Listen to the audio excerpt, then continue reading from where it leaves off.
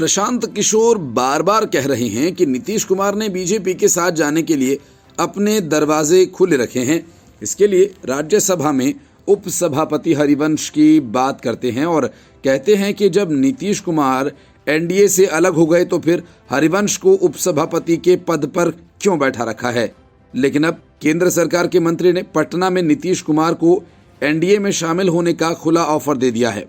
इस ऑफर के बाद पटना की सियासी हलचल बढ़ गई है।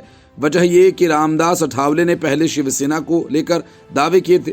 शिवसेना तो एनडीए में शामिल नहीं हुई, लेकिन उद्धव ठाकरे के हाथों से शिवसेना छिन गई और एकनाथ शिंदे बीजेपी के साथ मिलकर सीएम बन गए। अब जेडीयू के साथ भी कुछ वैसा न हो जाए, इस बात की आशंका बढ़ गई। ये तो सब जानते हैं, चुनाव करीब आने पर जेडीयू में भगदड़ मचनी तय है, क्योंकि बीजेपी के साथ मिलकर चुनाव जीते कई सांसद महागठबंधन में असहज महसूस कर रहे हैं।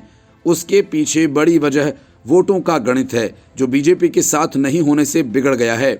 वजह है कि पटना पहुंचे केंद्रीय राज्य मंत्री रामदास अठावले ने बिहार के मुख्यमंत्री नीतीश कुमार को लेकर बड़ा बयान दिया। रामदास अठावले ने नीतीश कुमार को एनडीए में आने का ऑफर देते हुए कहा कि नीतीश कुमार के साथ हम लोग के अच्छे संबंध रहे हैं, नीतीश जी को फिर से वापस आ जाना चाहिए।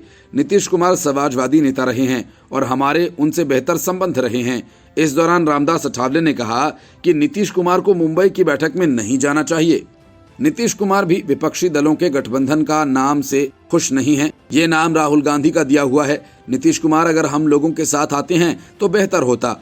बीजेपी ने कम सीटों के बावजूद नीतीश जी को सीएम बनाया था।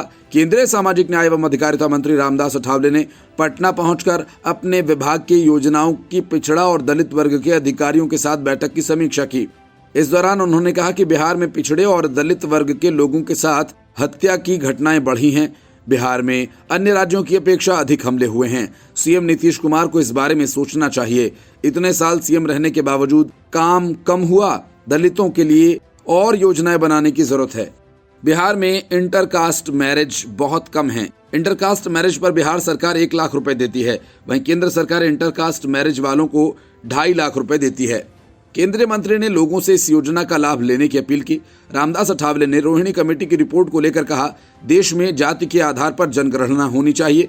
पिछड़े के साथ सामान्य जातियों की भी जनगणना होनी चाहिए। रोहिणी कमेटी की रिपोर्ट जारी होना बाकी है। पिछड़ा वर्ग को 3 भागों में बांटकर आरक्षण तय किया जाना चाहिए। रामदास अठावले ने कहा कि जिस तरह महाराष्ट्र में परिवर्तन हुआ, उस तरह बिहार में भी परिवर्तन होना चाहिए। Bureau report, news of India.